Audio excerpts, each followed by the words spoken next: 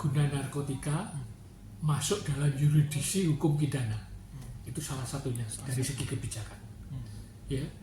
Yang kedua, ya kan, implementasi undang-undang narkotika kita, ya kan, menggunakan KUHP dan KUHP sehingga penyalahguna dihukum dengan hukuman pidana. Hukuman pidana bagi penyalahguna narkotika menyebabkan lapas overkapasitas, menyebabkan masalah narkotika dari tahun ke tahun meningkat, baik penyalahgunaannya maupun peredarannya. Nah, ini disebabkan karena pertama kebijakan, yang kedua implementasi kebijakan tidak sesuai dengan undang-undangnya. Penegak hukum lebih suka menggunakan pendekatan pidana daripada pendekatan narkotika. Karena narkotika itu obat, maka terhadap penyalahguna wajib direhabilitasi. Faktanya penyalahguna di penjara. Terhadap pengedar, ya kan, mestinya dihukum pengekangan kebebasan, perampasan aset hasil kejahatan, dan pemutusan jaringan peredaran gelap narkotika. Implementasi penegak hukum lebih senang pidana, menghukum pidana, ya kan, hukuman pidana penjara dan denda. Itu masalahnya. Pak, menurut riset atau data penyalahguna narkotika di dunia ini sekarang sudah tembus berapa sih Pak kira-kira? Kalau dunia ini kira-kira 300 juta lah ya. Di Indonesia kurang lebih 5 jutaan. Jadi angkanya tinggi. Di Indonesia tinggi. Untuk negara-negara sekitar Asia Tenggara saja Indonesia termasuk peringkat yang berapa? The best-nya. Ya kan? Karena penduduknya besar, prevalensinya besar, angkanya paling besar.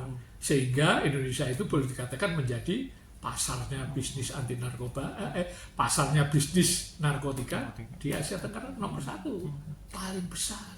Karena demand-nya, kembali lagi, demand-nya di penjara, demand-nya tidak disembuhkan, ya kan?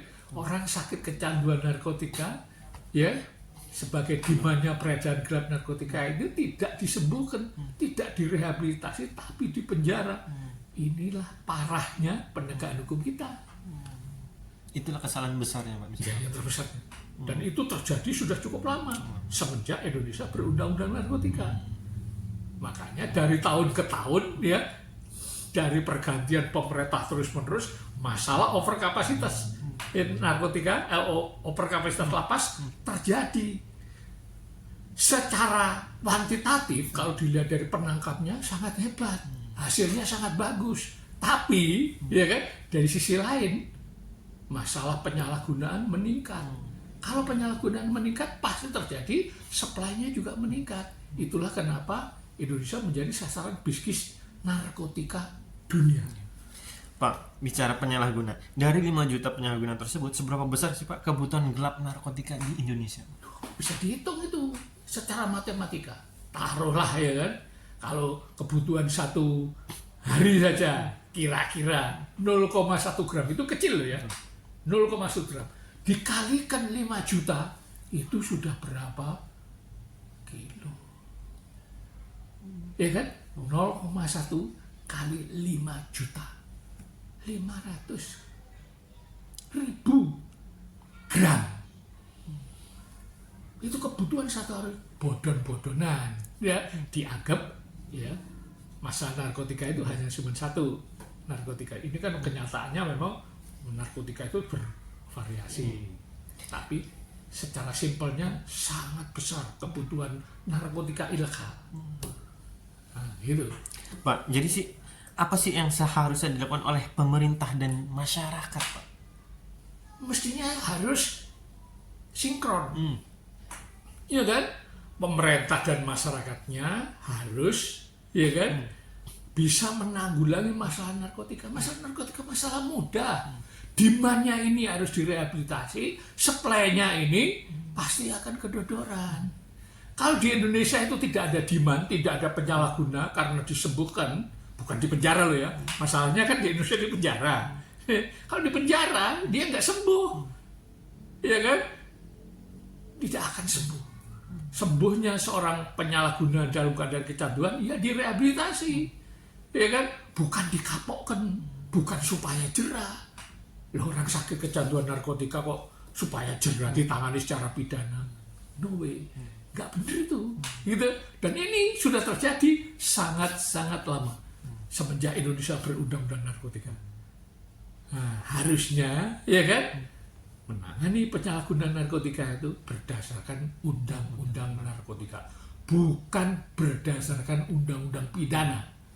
Kalau undang-undang pidana, hukumannya pasti penjara. Kalau nggak penjara, pengawasan. Kalau nggak pengawasan, ya kan, denda. Kalau nggak denda, ya tutupan. Kalau nggak, ya pidana kerja sosial. Kalau penyalahgunaan narkotika sebagai orang sakit kecanduan narkotika dihukum pidana, nggak ada penyelesaiannya. Berarti bisa bilang lagi dan lagi Amazoni adalah sebagai contoh nyata ya Pak? Ya, Amazoni dimulai dari, ya kan, penyalahgunaan narkotika. Boleh boleh dilihat filenya, ya kan? Dilihat di filenya di pengadilan pertama kali di Jakarta Pusat. Betul. Boleh dilihat filenya, dia penyalahgunaan dan terbukti, tapi kan dihukum pidana. Betul. Ini kesalahan penerapan hukuman. Yang kedua, boleh dilihat di Jakarta Selatan. Iya kan? Dia terbukti sebagai penyalahguna bagi diri sendiri. Itu kondisinya pasti kecanduan, dihukum pidana. Yang ketiga di Jakarta Barat, sama. Ya kan? Dia kondisi kecanduan, tapi dihukumnya apa? Pidana. Didakwanya sebagai pengedar. Seorang penyalahguna didakwa sebagai pengedar, ya mesti masuk penjara. Ya. Nah, ketika di Jakarta Pusat kemarin, ya kan, dia mengedarkan narkotika di dalam penjara. Bukan salahnya dia. Harusnya, ya kan, ini benar gak terbukti secara berdasarkan undang-undang narkotika. Kalau dipaksa, ya masuk penjara. Karena diadili model pidana. Didakwanya aja dia sebagai pedagang perantara. Terbuktinya pedagang perantara. Tapi de facto dia mengedarkan narkotika di dalam penjara. Kepemilikannya milik siapa? Belum jelas. Nah, cara berpikir ini, ya kan, harus dirubah. Paradigma masyarakat, ya, yang diam dan penegak hukum yang menggunakan cara-cara pidana harus dirubah. Penegakan hukum harus menggunakan cara-cara berdasarkan undang-undang narkotika. Pak, jadi bisa bilang kesimpulannya, bahkan di beberapa negara Eropa, negara yang sudah maju, negara besar, tidak pernah kejadian kesampaian sampai lapasnya over capacity. Bisa bilang gitu, Pak? Bukan over capacity, tidak pernah ada ada satupun penyalahguna yang dihukum pidana. Kalau pengedar dihukum pidana, okay. Saya bisa terima, ya kan? Karena dia punya niat jahat, ya kan? Tapi kalau penyalahguna itu nggak punya niat jahat, dia menggunakan narkotika karena kebutuhan fisik dan psikis dari seorang penyalahguna. Kalau tidak, dia akan menderita sakit namanya sakau. Itu yang dialami dan terjadi pada Amazoni, seorang public figure yang dikenal. Iya, ini yang terjadi. Oleh karena itu, saya wanti-wanti, ya kan? Penegak hukum jangan menghukum seorang penyalahguna, orang yang membeli narkotika, ya kan? Di pasar gelap narkotika, tujuannya untuk dikonsumsi dirinya sendiri dan teman-temannya. Karena penyalahguna kalau kita mengkonsumsi sendirian di kamar rasanya tidak pas, pasti ngajak teman. Sesama penyalahguna narkotika itu, ya kan, punya komunitas. Pengguna narkotika merasa sama-sama salah, ya kan, merasa kebutuhannya sama. Itu sebabnya penegakan hukum wanti-wanti jangan menggunakan cara-cara pidana. Negara ini akan gagal menanggulangi masalah narkotika kalau memenjarakan penyalahguna narkotika. Terakhir Pak, berarti bisa bilang itulah salah satu cara untuk memutus rantai, bisa dibilang ya Pak ya, memutus rantai mulai dari korban, penyalahguna dan peredaran. Yes. Jadi penyalahguna narkotika itu end user, Ini harus diputus dari rantai-rantai pengecer, pedagang perantara, importir, eksportir, produsen, itu harus dipisahkan penyalahgunaan narkotika. Harus diputus jaringannya. Jangan dikembalikan. Kalau sama-sama di penjara, rantainya menjadi connect lagi. Ini yang perlu dipahami. Ingat loh ya, hukum narkotika itu bukan hukum pidana. Nggak cocok. Ya kan? Disinkronkan tetap nggak sinkron. Ya kan? Normanya berbeda. Penegakan hukumnya berbeda. Hukumannya berbeda. Ini masalahnya. Kecuali mau disinkronkan, kalau semuanya sinkron. Ini disinkronkan, yang disinkronkan apanya? Ya kan? Rumusan pidana normanya sudah menyimpang. Penegakan hukumnya berbeda. Hukumannya berbeda. Mau disinkronkan apanya? Itu loh. Ini yang wanti-wanti saya sampaikan kepada pengambil kebijakan dan penegak hukum narkotika. Kalau tidak, negara ini akan kesulitan menanggulangi masalah narkotika.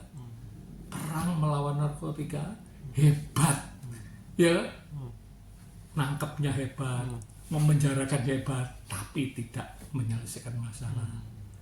Ya kan, biayanya ombro-ombro, tidak efektif karena tidak bisa menyelesaikan masalah. Ini yang saya terus wanti-wanti dan saya sampaikan kepada masyarakat. Kalau nggak percaya, detailnya nggak ngerti, tanya kepada saya. Itulah yang membuat ibaratnya seluruh lapas di Indonesia over capacity karena tidak bisa menyelesaikan masalah yang seperti Bapak bilang. Iya. Kalau penyalahguna tetap ditangkepi secara pidana, ya kan? Ditangkepi, disidik, dituntut, didakwa, diadili secara pidana. Saya ulangi lagi, masalah narkotika tidak akan selesai, akan muter terus, ya, seperti benang kusut. Tapi ingat, benang kusutnya meningkat dari tahun ke tahun. Jadi prevalensi penyalahgunaan narkotika dan peredarannya akan meningkat dari tahun ke tahun. Mantap. Terima kasih Pak Anang.